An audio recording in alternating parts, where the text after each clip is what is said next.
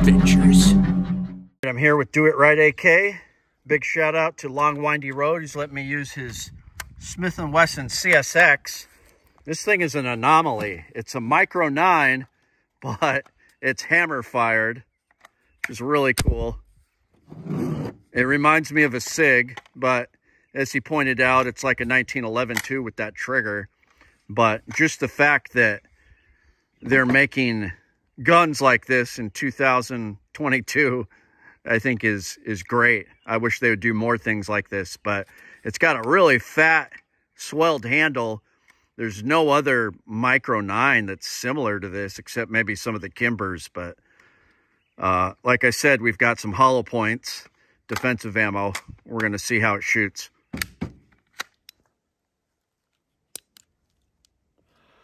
So basically a 1911-esque system. It reminds me of like a SIG P229 or something. Well, you got your sear right here, so very much like a 1911. So half-cocked, not going to go off half-cocked. And so they're blending the 1911 and the shield principle, it would seem. So, yeah. Browning lockup system, just like a high power. Nice. So, and then get that in.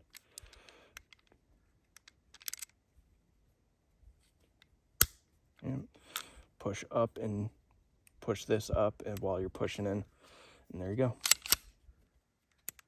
It is kind of a blend of the old and new. Yeah, I don't know.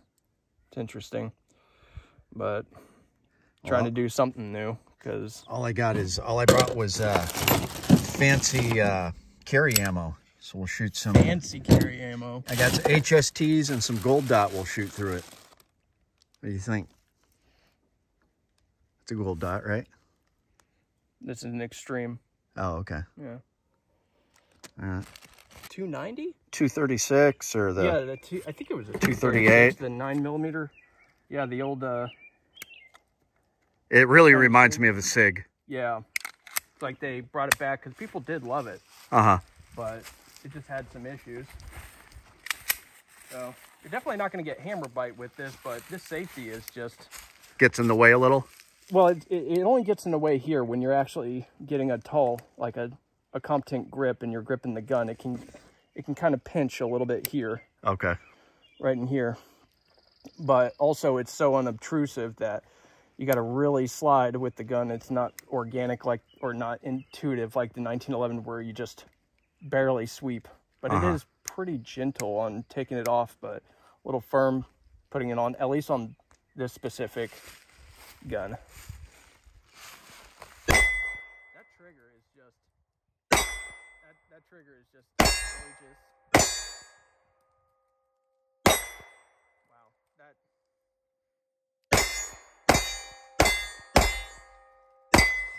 What about the trigger? You're gonna be shooting all that fast with this thing. This is a... That's pretty heavy. Heavy trigger? Yeah, I think you would be happier with a double action only. Wow. Seemed to shoot all right, though. Yeah, it's just... I mean, you'd have to check it out, but that trigger is the one thing that threw me off, because I'm expecting like a 1911 or even a striker fired-esque type of trigger, like at least in the weight. Right. And then it starts to act like if you try to pull the trigger on an M&P or even a Glock without having that trigger safety on there. Right. Or without pulling the trigger safety as well. It's like that, where you just get nothing. It is like immediately at that wall, and you just squeeze and squeeze, and it's like, what am I doing wrong? Bang. Okay. The ergonomics seem nice on it, though. It's interesting. Mm-hmm. It's different. It definitely reminds me of the SIG. What is it, the 239? Or that little one? Yeah. Yeah. So. All right, well, let me give it a shot here. All right. See if I can even hit anything with it. Oh, and we fit it into your M&P, and the mag barely locked in. That was interesting, too. So it's like a standard M&P mag almost. So, but yeah, these are not range. All I had was hollow points, so we're shooting HST and gold dots. So, go figure. Oh, wait. That was your M&P mag, wasn't it? No? Boy, that is tight. Well, it's in. It's topped out. Okay. It looks like it's topped out. Okay, it's the larger mag. Oh, yeah, you have the, the little sleeve here. Sleeve. So, you go. That side. I like that. I don't know how that came off. Okay, that looks better. Okay, there we go. Yeah. Your little, what, +1, +2? It feels nice in the palm. All right. That safety is kind of weird. Oh, wow. I like the sights.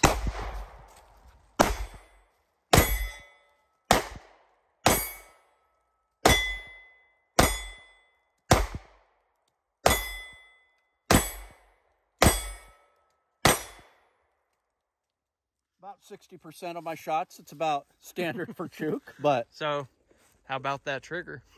It's weird, yeah. It's weird. It's definitely different. I mean, I'm pretty adaptable when it comes to triggers. They pretty much blend. Yeah. But when you get something like that, it's like you feel like you...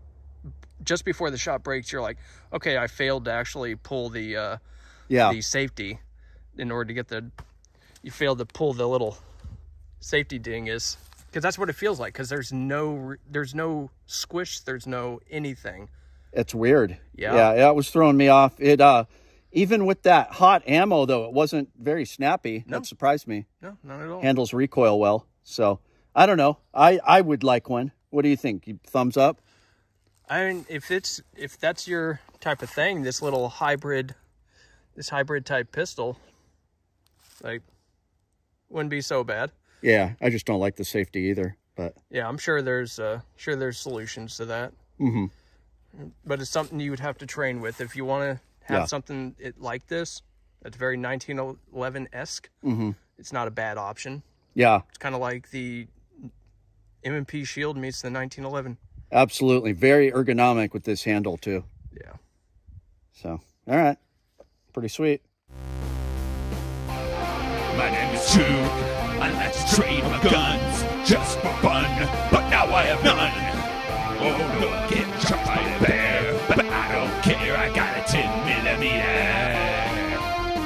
Chuke's Outdoor Adventures. Watch you all die every